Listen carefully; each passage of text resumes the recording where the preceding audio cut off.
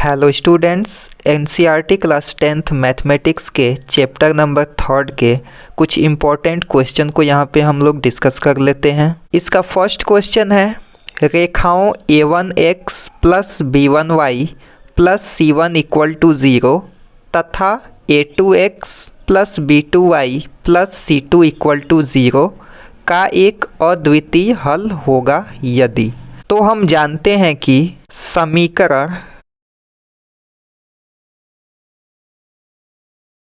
a1x plus b1y plus c1 equal to 0 तथा a2x plus b2y plus c2 equal to 0 में यहाँ पे कुछ कंडीशंस होते हैं। तो इसका फर्स्ट कंडीशन है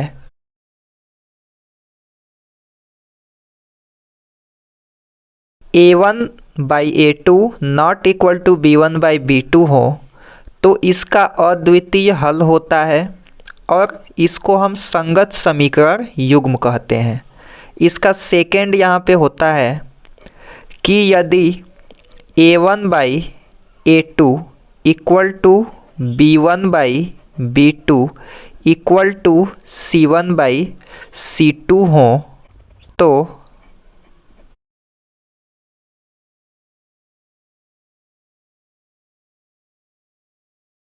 हो तो इसके अनेक हल होते हैं और इसे भी हम संगत समीकरण युग्म कहते हैं।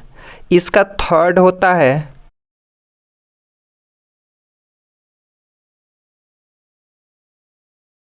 a1 by a2 equal to b1 by b2 not equal to c1 by c2 हो तो इसका कोई हल नहीं होता है और इसको हम असंगत समीकरण युग्म कहते हैं। तो यहाँ पे इस क्वेश्चन का हमारा अद्वितीय हल पूछ रहा है। तो अद्वितीय हल उस केस में होता है जहाँ a1 by a2 not equal to b1 by b2 हो। तो इसका हमारा ये थर्ड आंसर हो जाएगा। इसके बाद नेक्स्ट क्वेश्चन देख लेते हैं कि दो संपूरक कोणों में बड़ा कोण छोटे कोण से 18 अंश अधिक है तब बड़े कोण का मान है। तो इसको हम लोग सॉल्व कर लेते हैं। तो सबसे पहले यहाँ पे हम मानेंगे कि माना छोटा कोण x है तो प्रश्नानुसार बड़ा कोण छोटे कोण से 18 अंश अधिक है। तो इसलिए हमारा बड़ा कोण जो हो जाएगा x प्लस 18 क्योंकि छोटे वाले से ये 18 अंश अधिक है। अब हमको ये बड़े कोण का मान पूछ रहा है। तो चूँकि हम जानते हैं कि ये दोनों कोण आपस में संपूरक है इसलिए ये छोटा कोण x और बड़ा कोण यानी x प्लस 18 ये मिल करके हमारा 180 अंश होगा। अब x में x को हम ऐड करेंगे तो ये हो जाएगा हमारा 2x और ये 18 अंश इधर इसको राइट हैंड साइड में शिफ्ट करेंगे तो 180 में से ये माइनस हो जाएगा तो हमारा बचेगा ये 162 अंश। अब 2 से इसको हम रिड्यूस करेंगे तो हमको मिलेगा x इक्वल टू 81 अंश। अब हमारा छोटा कोण x 81 अंश का है तो हम बड़ा कोण यहाँ से निकाल सकते हैं। बड़ा कोण इक्वल टू 81 अंश प्लस 18 अंश क्योंकि यहाँ पे ये कह रहा है कि उससे 18 अंश अधिक है। तो 81 में 18 जोड़ने पर हमें 99 प्राप्त होता है। तो ये हमारा आंसर हो जाएगा। इसके बाद नेक्स्ट क्वेश्चन कह रहा है कि दो असमांतर रेखाएं एक दूसरे को प्रतिच्छेद करती हैं। तो हमें पता है कि दो असमांतर जो रेखाएं होती हैं वो सिर्फ और सिर्फ एक ही बिंदु पे प्रतिच्छेद करती हैं। तो ये हमारा आंसर हो जाएगा क्योंकि मान लीजिए कि अगर ये एक रेखा है और इसके असमांतर कोई हम और रेखा खींचते हैं तो यहाँ पे हम देखते हैं कि ये केवल एक ही बिंदु पे प्रतिच्छेद कर रही है। तो यहाँ पे इसका आंसर होगा एक बिंदु पर। इसके बाद नेक्स्ट क्वेश्चन है कि एक पिता की आयु अपने पुत्र की आयु की 4 गुनी है। 5 वर्ष बाद पिता की आयु अपने पुत्र की आयु की 3 गुनी हो जाएगी तब पिता व पुत्र की वर्तमान आयु है। तो इसको हम लोग सॉल्व करेंगे। तो यहाँ पे सबसे पहले हमें मानना पड़ेगा कि माना पुत्र की आयु x वर्ष है। अब यहाँ पे प्रश्न में कह रहा है कि पिता की जो आयु है वो पुत्र की आयु की 4 गुनी है। तो इसलिए यहाँ पे पिता की आयु हो जाएगा 4x, क्योंकि पुत्र की आयु का वो 4 गुना है। इसके बाद कह रहा है 5 वर्ष बाद। तो यहाँ पे हम लिख लेते हैं 5 वर्ष बाद। अब 5 वर्ष बाद हमारा पुत्र की आयु x + 5, क्योंकि 5 वर्ष बाद वो जितना पहले था उसमें 5 साल और ऐड हो जाएगा।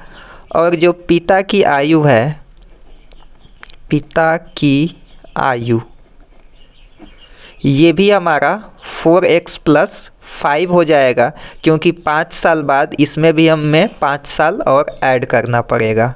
अब यहाँ पे प्रश्नानुसार, अब प्रश्न क्या कह रहा है कि 5 वर्ष बाद जो पिता की आयु है वो पुत्र की आयु की 3 गुनी हो जाएगी। इसका मतलब कि ये जो पिता की आयु है ये इसकी आयु के 3 गुना है। तो यहाँ से हम लिख लेते हैं कि 3 × x + 5 = 4x + 5। अब इसको हम सॉल्व करेंगे तो 3 का x में मल्टीप्लाई होगा 3x और 3 × 5 = 15 = 4x + 5। अब हम क्या करते हैं, इस 4x को लेफ़्ट हैंड साइड शिफ्ट करते हैं तो ये हो जाएगा -4x। तो 3 में से -4 हम माइनस करेंगे तो हमको मिलेगा -x। अब ये 15 को हम राइट हैंड साइड शिफ्ट करेंगे तो ये -15 होगा।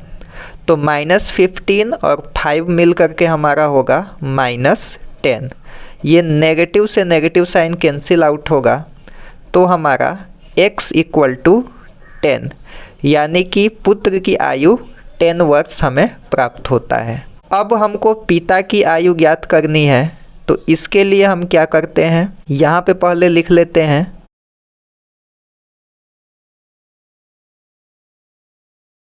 पुत्र की आयु बराबर 10 वर्ष। अब हमें पिता की आयु ज्ञात करना है। तो चूंकि ये कह रहा है कि पुत्र की आयु की 4 गुनी है तो हम 10 में 4 से मल्टीप्लाई करेंगे तो हमको मिलेगा 40 वर्ष। तो ये हमारा आंसर हो जाएगा। इसके बाद नेक्स्ट क्वेश्चन कह रहा है कि रेखाओं x - 2 = 0 और y + 6 = 0 का प्रतिच्छेदन बिंदु है। तो इसको हम लोग सॉल्व करते हैं। तो यहाँ से अगर हम x - 2 = 0 में 2 को राइट हैंड साइड शिफ्ट करें तो हमको मिलता है x = 2। और यदि y + 6 = 0 में y को राइट हैंड साइड शिफ्ट करें तो y = हमको मिलता है -6। तो यहाँ से हमें प्रतिच्छेदन बिंदु जो होगा वो होगा ये 2 और उसके बाद y का मान -6। तो ये हमारा आंसर हो जाएगा। इसके बाद नेक्स्ट क्वेश्चन है a/3 - b/4 = 1 में a = 6 है तो b बराबर होगा। तो हमें इस समीकरण में a का मान 6 रख करके b का मान निकालना है। तो सबसे पहले हमारा ये समीकरण दिया हुआ है a/3 - b/4 = 1। अब इसमें हम a बराबर 6 रखते हैं। a बराबर 6 रखने पर अब जब हम यहाँ पे a बराबर 6 रखेंगे तो हमको मिलेगा 6/3 - b/4 = 1। अब यहाँ से इसको हम और सॉल्व करेंगे। 3 × 1 = 3, 3 × 2 = 6। तो हमको मिलेगा 2/1 minus B by 4 equal to 1। इसको हम लोग और सॉल्व करते हैं तो ये होगा 4 2 जा 8 माइनस b का हम 1 में मल्टीप्लाई करेंगे तो होगा b इक्वल डिवाइडेड बाई 4 1 जा 4 इक्वल टू 1। अगेन हम इसको 4 को 1 में मल्टीप्लाई करेंगे तो 8 माइनस बी इक्वल टू होगा 4। और यहाँ से अगर हम b को राइट हैंड साइड शिफ्ट करें और 4 को लेफ़्ट हैंड साइड शिफ्ट करें तो b इक्वल टू हमको मिलेगा 4। तो ये हमारा आंसर हो जाएगा। इसके बाद नेक्स्ट क्वेश्चन है कि यदि समीकरणों 3x minus 4y equal to 7 तथा kx minus 8y equal to 14 के अनंत हल हैं तो k का मान होगा। तो हम जानते हैं कि दो समीकरण a1x plus b1y plus c1 equal to 0 तथा a2x plus b2y plus c2 equal to 0 का अनेक हल होता है।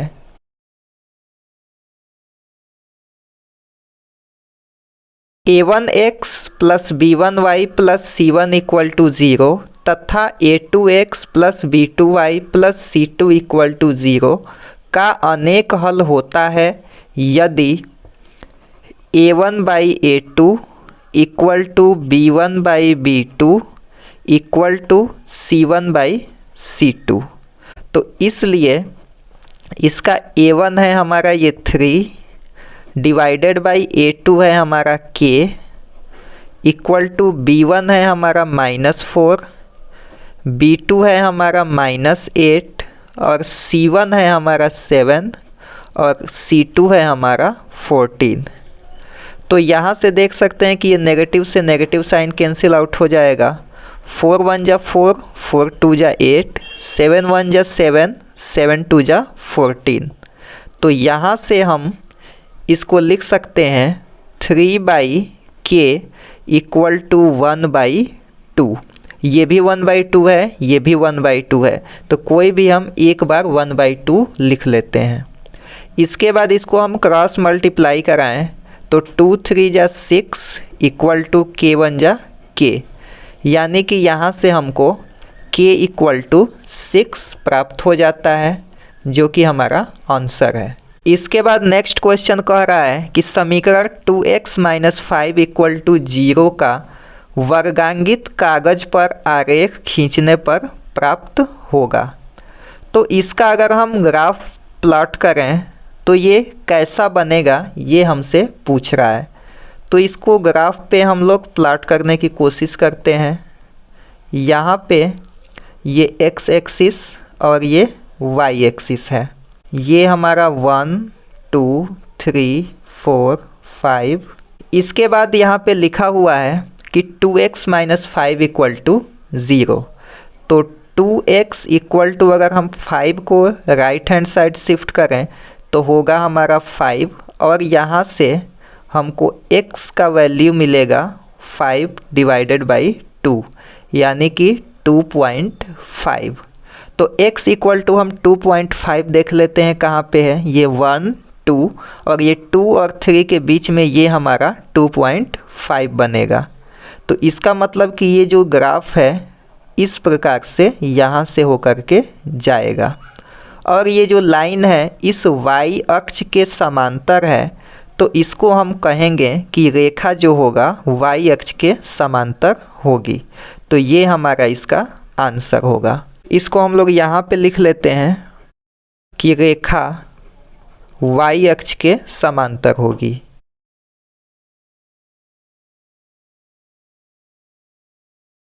नेक्स्ट क्वेश्चन है कि यदि समीकरण 2x plus 3y equal to 13 में x का मान 2 है तो y का संगत मान होगा। तो हमको क्या करना है कि ये जो समीकरण दिया हुआ है 2x plus 3y equal to 13, इसमें हमें x बराबर 2 रखना है। x बराबर 2 रखने पर स्टूडेंट्स बैकग्राउंड में म्यूज़िक रिकॉर्ड हो जाने के कारण ये वीडियो हमको एडिट करना पड़ा, तो इसको हम फिर से समझा देते हैं कि 2x + 3y = 13 हमारा ये समीकरण है। इसमें हम x बराबर 2 रखेंगे तो यहाँ पे हमको मिलेगा ये 2 और x के जगह पे हम 2 रखेंगे प्लस 3y = 13। 2 2 जा 4 हो जाएगा प्लस 3y = 13।